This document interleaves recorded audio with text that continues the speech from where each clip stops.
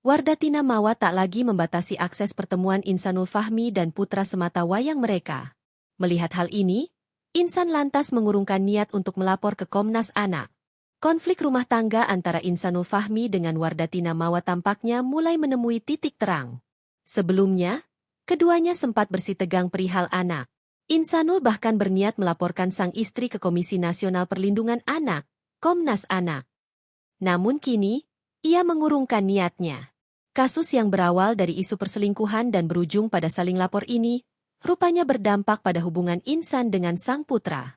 Insanul mengaku sempat frustrasi karena akses komunikasinya dengan sang anak dibatasi secara sepihak oleh Mawa. Belum bertemu anak, sih. Tapi saya berusaha dan berikhtiar supaya bisa bertemu dalam waktu dekat, insya Allah. Katanya, dikutip dari Tribun Seleb. Diketahui, Insanul sempat berencana mengambil langkah serupa dengan apa yang dilakukan Inara Rusli dalam memperjuangkan hak bertemu anak.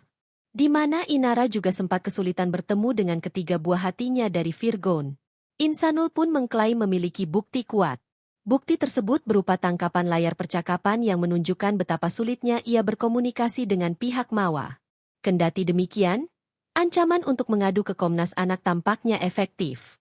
Kini, pihak Mawa mulai melunak dan membuka pintu komunikasi. Udah diperbolehkan bertemu. Setelah saya ngomong mau ke Komnas, saya memang punya bukti chat bahwa sebelumnya memang dibatasi, ungkapnya. Tapi alhamdulillah mungkin tidak perlu sampai ke Komnas. Jadi saya udah bisa mengatur jadwal untuk ketemu. Bebernya.